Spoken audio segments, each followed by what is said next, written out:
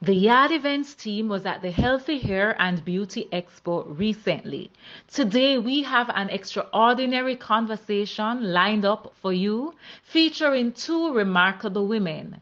Get ready to be inspired as we delve into the world of entrepreneurship and the power of overcoming challenges. Join us as Renae Wilson, the talented host and project manager of the Healthy Hair and Beauty Expo, sits down with none other than Simone Clarke, the broadcast expert and CEO of Simspeak. This dynamic duo is about to share invaluable insights and wisdom with you. So, without further ado, let's dive into this captivating interview and unlock the transformative power of entrepreneurship, resilience, and triumph over challenges. Whether you're a budding Jamaican entrepreneur, a go-getter chasing your dreams, or simply seeking inspiration, this conversation is for you. Get ready to be empowered and uplifted by the wisdom of this remarkable Jamaican woman, Simone Clarke. You have made the transition the last 2 years to have your own company.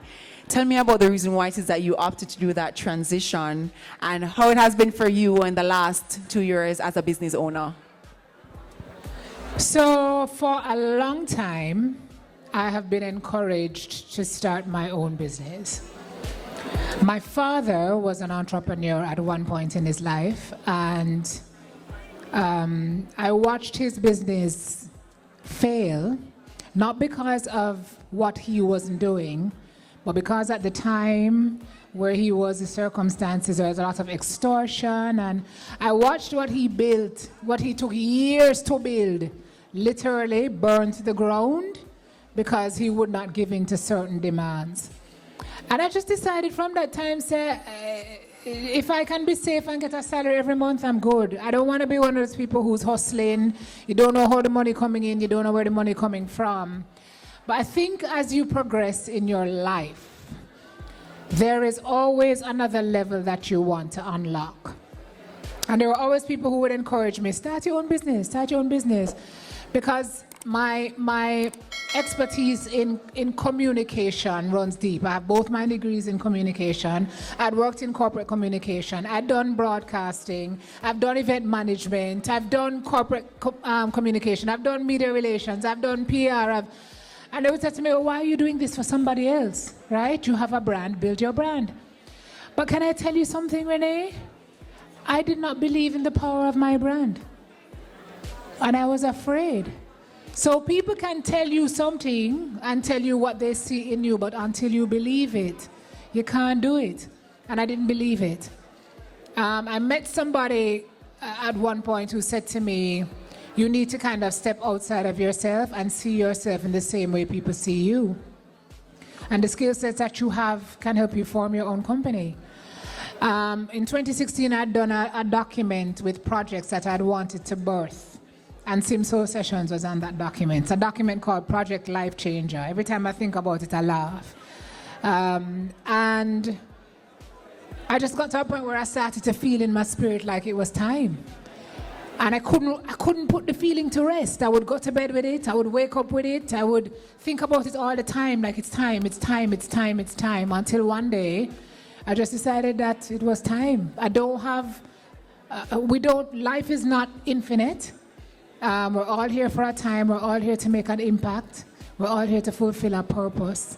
What is your purpose? What is your God-given gift? What are your talents? How can you use them to reach and to bless others?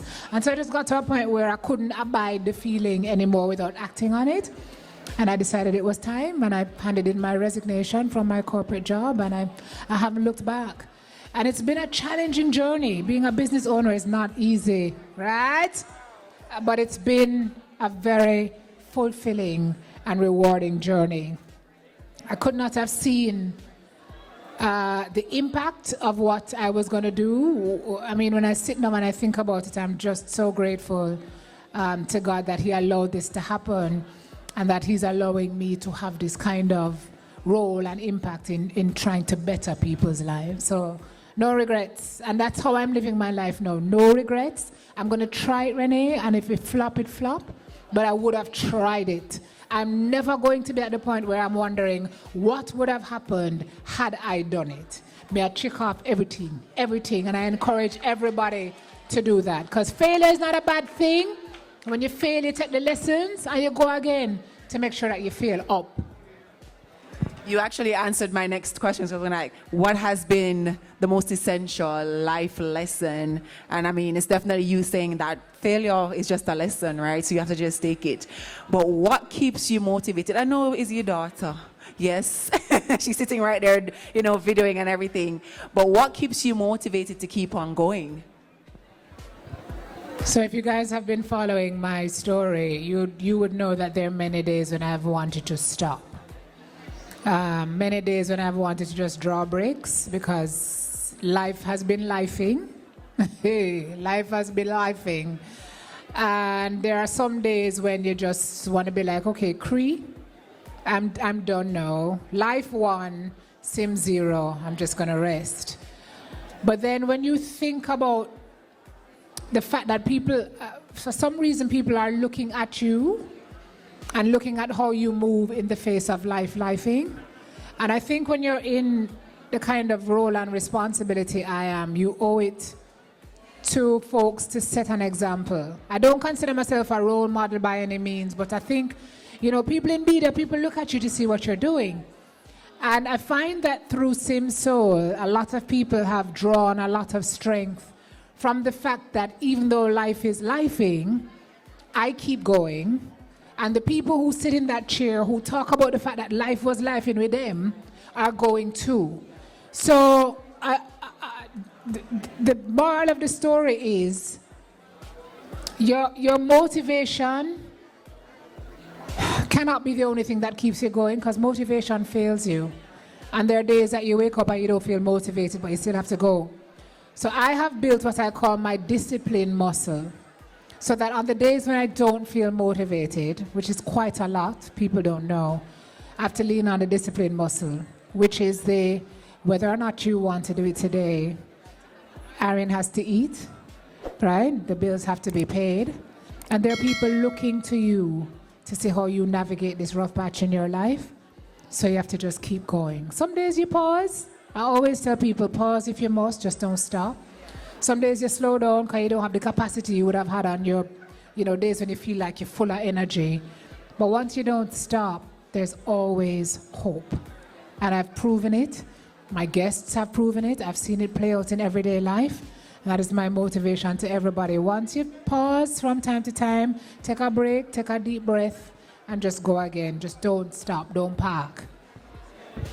Awesome. All right. My train of thoughts just slipped me. All right. So, I mean, you've had a lot of guests on your chair. What has been the most interesting thing that you have actually learned from one of your guests? Wow. So we're almost, when season 8 ends at the end of this year, we're going to be almost 100 programs in. I don't even know. Thank you. I don't know when it happened. I don't know how we got there. Because like the other day, like I just blink and we're at season 7, right? So it's been a lot of guests and a lot of different stories, a lot of eye-openers. But I think the one thing that I've learned high level from all of them is that no matter how you get knocked down, right? All of us are stronger. If we just find another gear, all of us have another gear, Sometimes you don't know about another gear till the car broke down. I have to draw feet. But all of us have another gear. And that's what's been so inspiring to me, is that none of our stories, even though the stories are different, our stories are not different. So you might see a man and a woman and you think them have everything. And, they're up there. So what kind of problems could they possibly have?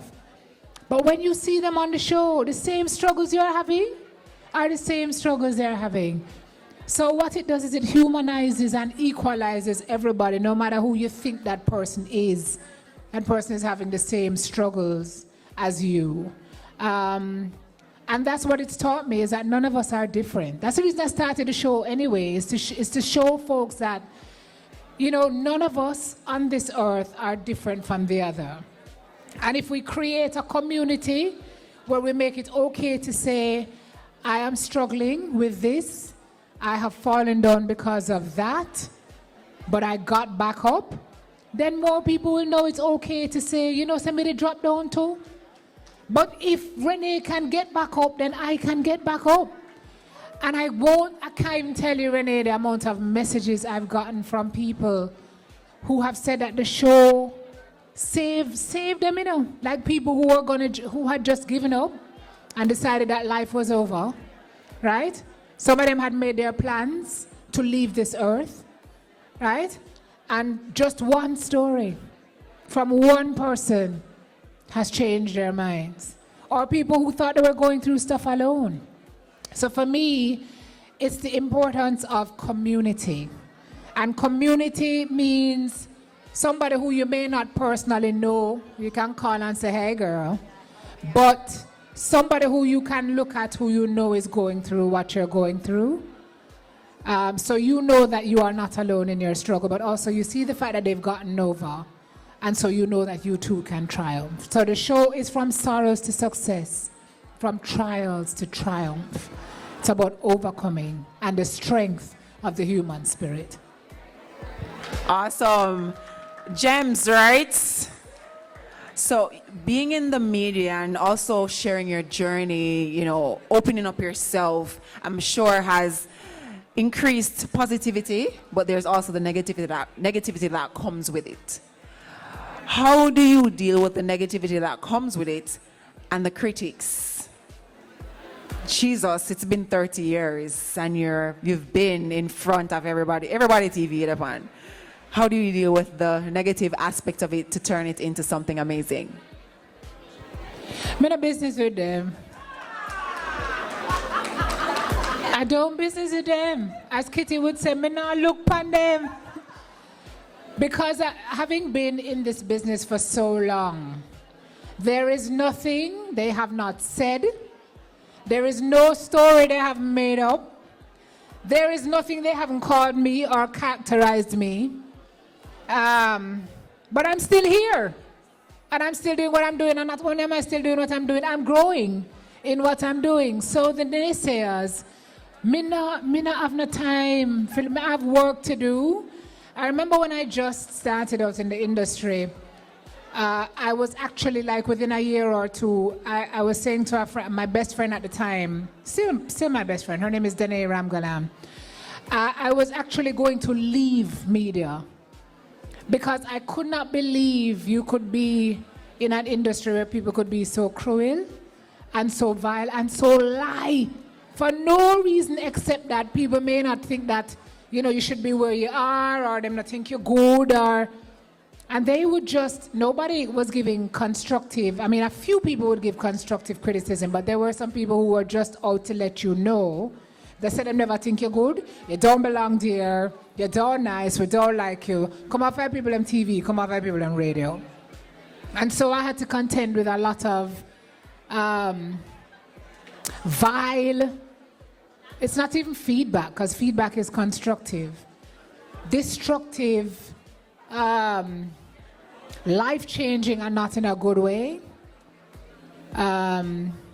Sentiment. And at one point I was like, okay, this is too much. Because I would say to Renae, like, how do you let people know this is not true? Like, do I go to everybody? You can't ever reach everybody and say, hi. This story that you're reading in black and white is not true. You can't reach everybody to negate it. I would have friends who would be at the hairdresser and they would hear discussions about me, right? About who I am and what I'm doing. And they used to come back to me and laugh about it, Thankfully, it was people who knew me well enough to know. But at some point, Renae, you just have to get to a point where you realize that the people who ought to know who you are know who you are. Jamaican people are big on authenticity. And so if you project yourself a certain way in media and you're not real, they're going to know that too. It's like Jamaican people have like an authenticity sniffer. Yeah. if you're door real, they know. And so I had to reach a point where I just resigned myself to the fact that my family knew who I was, my friends knew who I was. Most of the people with whom I was interacting in the media space knew who I was. And the voices that were in the negative, although loud, were smaller than those who were rooting for me. And so after a while, I just learned to, it just become like a little dirt on my shoulder, and I just brush it off. And so now I give it no power. I give it no energy, and it's something I teach Aaron too. People will always have things to say. I stop worrying about why would they say that? What is their motive? Me no business. Whatever you want to think is what you want to think. As long as the people I value in my life and the people who are with me know what I'm about, know what my values are, know what my contribution is and the contribution I'm trying to make is, I don't really care about anybody else. You hear that? Nobody about business, but nobody else. So you spoke of your family and your friends, and a lot of us have a support system and a lot of us don't. So tell me the importance of your support system and how they have helped you on your journey. Well, I don't know if any of us can really function without one. And for the folks who don't have one, you can tell because their lives are a wreck. I firmly believe in there's this song that says, no man is an island, no man stands alone, and every single one of us lives that every single day. Alone and lonely are two things that can it can kill you. Like literally kill you. I have had great support in a very small circle. I have very few friends, and that's how it has had to be because sometimes when you work in this industry, a lot of people present as real and they're not. So my core friends go back primary school years. I have a friend who, another one of my besties, Kim, has been my friend since I was 4 years old. So very small circle of friends, but family. My siblings, I'm very tight-knit. I have siblings. My mom was my rock until 2.5 years ago when she passed. My dad is amazing and continues to be amazing. And then my bestie, my real bestie, she's 12 years old going on 20, a fountain of wisdom. It's true, Baba, you know this. We talk about everything, we share everything. She's a good kid. She's a good kid, and she's been a great source of support for me in the face of tremendous loss. And she has experienced it too, and I think that's one of the things that has made her wise beyond her years, is the fact that she's also had to grapple with tremendous loss. But the fact that we've had each other has made it bearable, and we continue to have each other, and we continue to build on that relationship. And without that support, I honestly do not know where I would be. That's amazing. So definitely that goes to my next question.